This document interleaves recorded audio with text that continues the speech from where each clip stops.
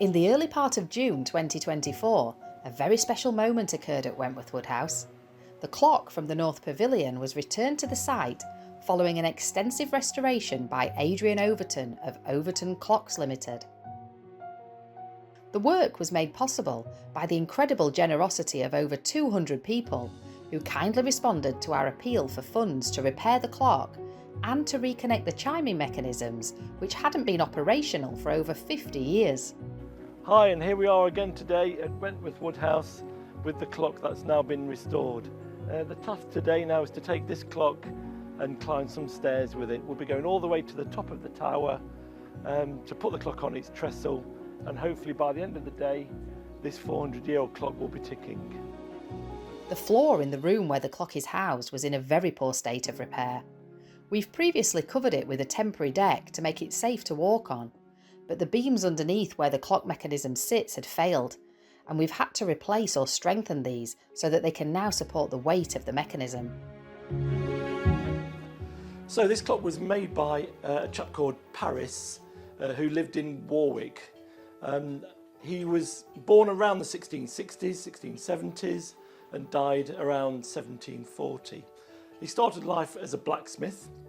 At some point in his life he decided that he could actually make a turret clock. This wouldn't have been a quick piece to make. It would have been some effort. As a person living in the 1600s, his life would have been completely different and alien to our life today. They were incredibly God-fearing people at that time. They believed in superstition. They left witches' marks in their houses. Their day-to-day life, obviously in the 1600s, they had no electric, no gas, no running water. They had no road network, no railways, no cars. The canal hadn't even been dug yet. And yet this chap in his town or village managed to get the materials and the skill necessary to produce a timepiece like this. When Paris made this clock, he could have made it in a very simple and basic way. It didn't have to put any style into the clock, it just had to be a functional timepiece. However, like all clockmakers of this time, he decided to actually put pieces or artistic flair into his work that showed off his skill and his workmanship, so that when others came behind him could see actually what could be done. On the corners he's put a little feature on there. I mean, bear in mind this is a blacksmith with simple hammer and chisel, and that again could have been just a simple square functional piece, but he's decided to put some style in that to make it look artistically pleasing. He's added brass finials. Again, they're there purely for an artistic license or an artistic need. They serve no functional purpose, but it does give the clock, when it's finished, an overall pleasing look.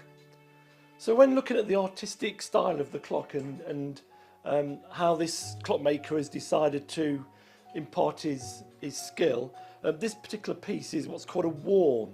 When the clock is about to strike the quarter hour or the hour, instead of just allowing the clock to go, you can actually control the point at which it starts by essentially holding the mechanism back for a short period of time and then letting it go.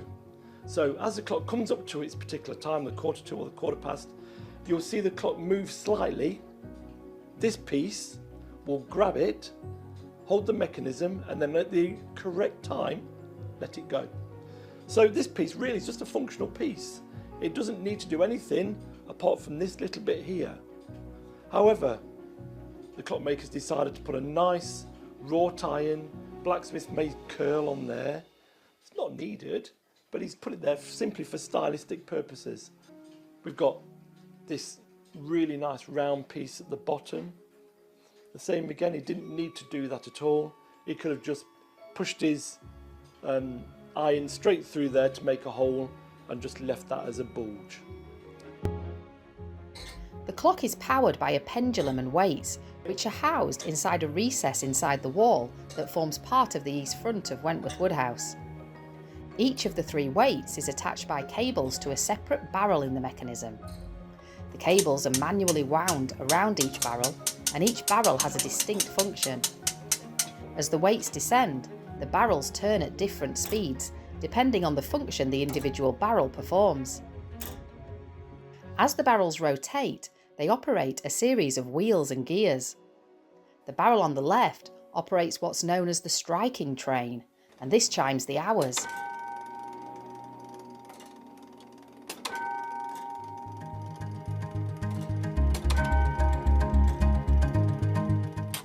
The barrel on the right drives the chiming train, which chimes the quarter hours, and the central barrel drives the going train, which actually turns the handles on the clock dials. There are 2 clock faces in the North Pavilion, and a set of rods and bevel gears connect together to work the hands on the clocks. These have all been restored as part of the work undertaken.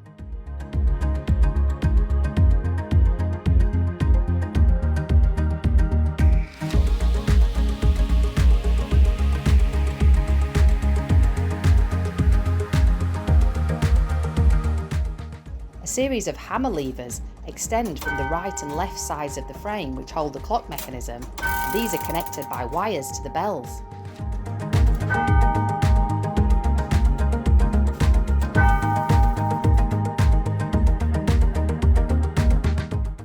The cupola at the top of the pavilion is where the bells are housed, and it's an incredibly tight space to work in. Okay, so the next job now is to connect the bells up. This is the main hour bell. And the first job really is to make sure that the hammer is hitting the bell correctly. We adjust the check spring, which is this curved piece here. It's a piece of steel, spring steel, and you adjust it so that there is a small gap between the hammer and the bell. As the hammer comes back, it's then let go, it falls forward, it should hit the check spring before it hits the bell. It then goes forward, hits the bell and comes back off. It should then give a good ring to the bell, and this is how it sounds. So it's continuing to ring. I know the hammer isn't hitting the bell and muffling it, so that should be heard for quite some distance now. There are 5 bells in the cupola, 1 to chime the hours and 4 others to chime the quarter hours. We said in our June update video that the clock is older than the pavilion at Wentworth Woodhouse, and so are the bells. 3 of them are dated 1709. Around 30 years after the clock was made, and the pavilion wasn't completed until about 1760. How they all came together is something that we'll have to do more research on. The 25th of June 2024 was a wonderfully sunny day at Wentworth Woodhouse, and the people who had so generously donated to our fundraising campaign were invited to come and see the clock working and to listen to it chime. Thank you to everybody who donated. I hope to those Lady Mabelers who are here with us today, and for any others who remember the sound of the clock from days gone by, that it brings back wonderful memories for you.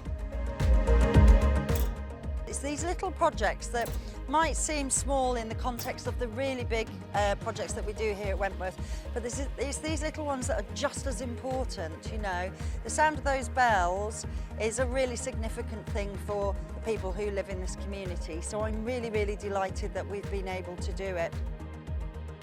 We're incredibly grateful for the generosity of everyone who supported our campaign to restore the clock and its bells. Seeing the clock working and hearing it chime makes a huge difference to our visitors, our staff and volunteers, and to the communities that surround us.